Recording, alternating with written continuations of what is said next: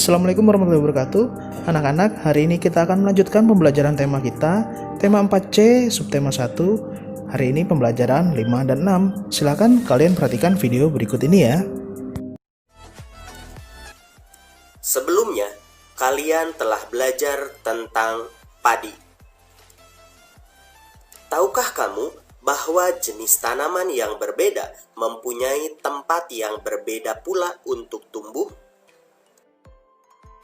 Sekarang, ayo mengamati.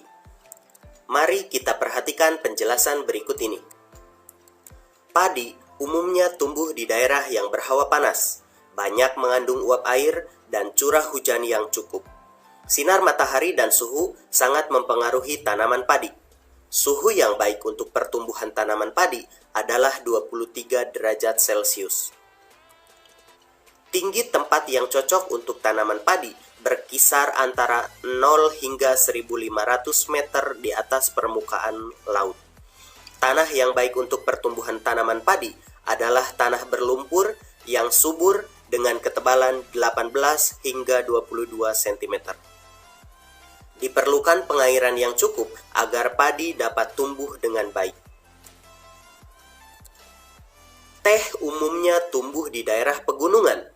Suhu yang baik untuk pertumbuhan tanaman teh adalah berkisar 13 derajat Celcius hingga 15 derajat Celcius, dengan curah hujan tahunan tidak kurang dari 2000 mm kubik.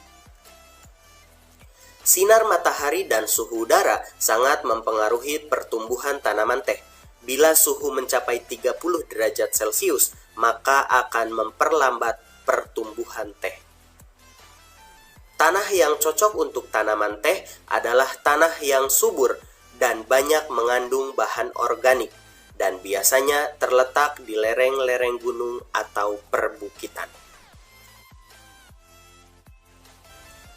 Perlu kalian ketahui, kalau tidak semua tumbuhan bisa hidup di semua wilayah.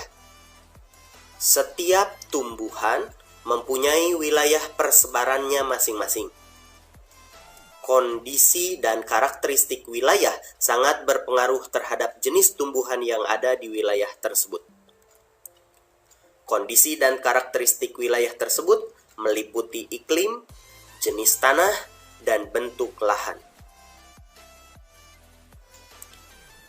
Berikut ini adalah beberapa jenis tanaman yang cocok untuk ditanam di daerah pegunungan dan dataran tinggi. Di antaranya, stroberi, wortel, kol, apel, kentang, teh, buncis, dan kopi. Itulah beberapa contoh tanaman yang cocok untuk dibudidayakan di daerah pegunungan dan dataran tinggi.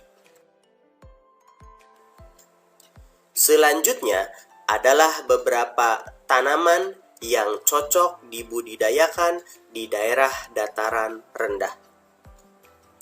Antara lain padi, kemudian jagung, pisang, jeruk, lalu mangga, rambutan, terong, leci, dan kelapa.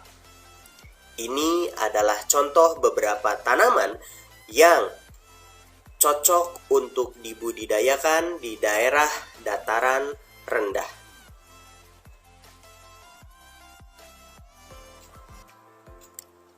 Anak-anak pintar, tumbuhan di sekitar kita memberi banyak manfaat bagi manusia. Selain untuk makanan, tumbuhan juga dapat dimanfaatkan untuk karya seni, seperti karya seni kolase yang telah kamu buat sebelumnya. Pada pertemuan sebelumnya, kalian sudah mempelajari mengenai cara membuat kolase. Mari kita ingat-ingat kembali.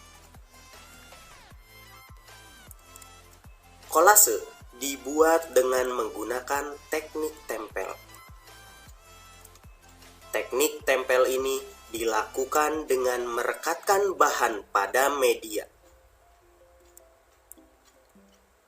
Media kolase biasanya menggunakan kertas karton atau kertas HVS. Sedangkan bahan yang digunakan untuk membuat kolase bisa berupa bahan alam maupun bahan buatan. Berikut ini adalah beberapa contoh bahan yang terbuat dari alam.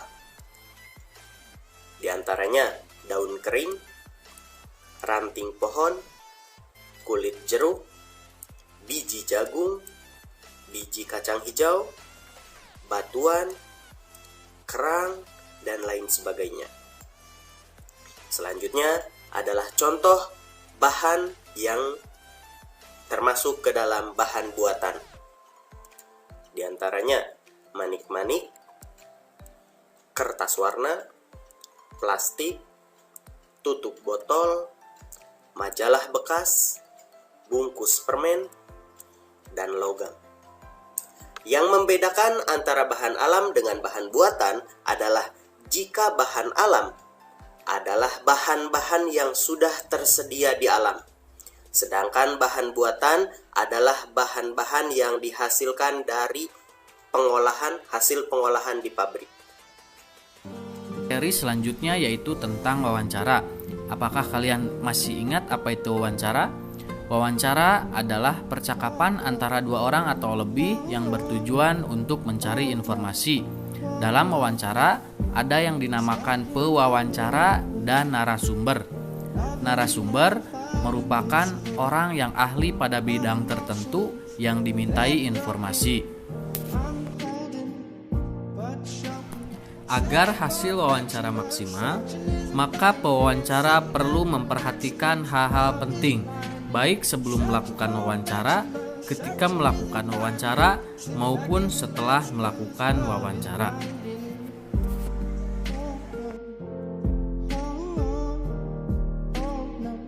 Berikut adalah hal-hal yang harus diperhatikan sebelum melakukan wawancara. Pertama, pilihlah narasumber sesuai dengan topik wawancara. 2. Hubungilah narasumber untuk meminta kesediaan dan jadwal wawancara. 3. Persiapkan daftar pertanyaan dan berbicaralah dengan santun. 4. Berlatihlah sebelum wawancara agar lebih mengerti tentang hal yang ditanyakan. Dan yang kelima, berpakaianlah yang rapi dan sopan. Selanjutnya, hal-hal yang harus diperhatikan ketika sedang melakukan wawancara. Yang pertama, perkenalkan diri dan sampaikan tujuan wawancara. 2. Mulailah dengan pertanyaan yang ringan atau bisa diselingi dengan pertanyaan tentang kegemaran narasumber untuk mencairkan suasana. 3. Menghubungkan dengan persoalan yang akan menjadi topik wawancara. 4. Gunakanlah nama panggilan yang tepat dan sopan untuk narasumber serta nama lengkapnya. 5. Mencatat atau merekam selama wawancara berlangsung. 6. Dengarkan jawaban dan informasi penting dari narasumber dan hindari menyela agar informasi tidak terputus. 7. Hindarilah pengulangan jawaban dan pertanyaan yang berbelit-belit. Dan yang ke-8, catatlah informasi yang penting-pentingnya saja. Yang selanjutnya, hal-hal yang harus diperhatikan setelah selesai melakukan wawancara. Yang pertama, mengucapkan terima kasih. 2. Meminta maaf jika selama wawancara ada hal yang kurang berkenan kepada narasumber. Dan yang ketiga, memohon diri dengan sopan. Pada pertemuan sebelumnya, kita sudah membahas mengenai persiapan wawancara. Sebelum melakukan wawancara, kita harus menyiapkan daftar pertanyaan yang akan diajukan kepada narasumber. Di dalam menyusun pertanyaan yang baik, kita harus memperhatikan hal-hal berikut ini. Yang pertama, pertanyaan yang diajukan itu harus sesuai dengan topik.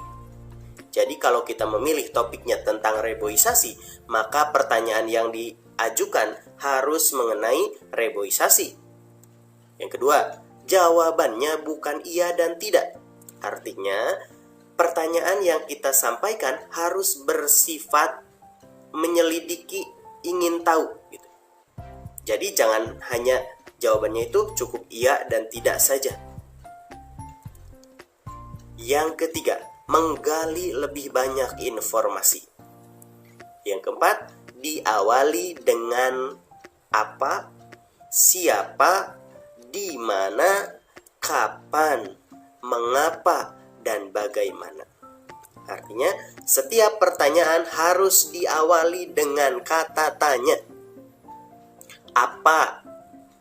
Siapa?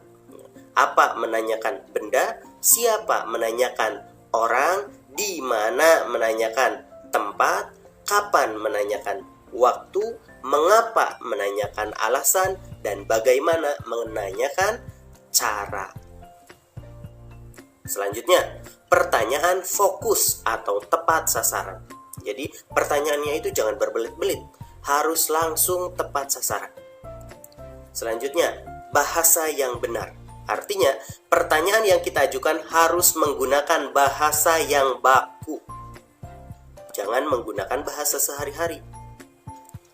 Dan terakhir, antar pertanyaan berkesinambungan. Jadi, semuanya saling melengkapi.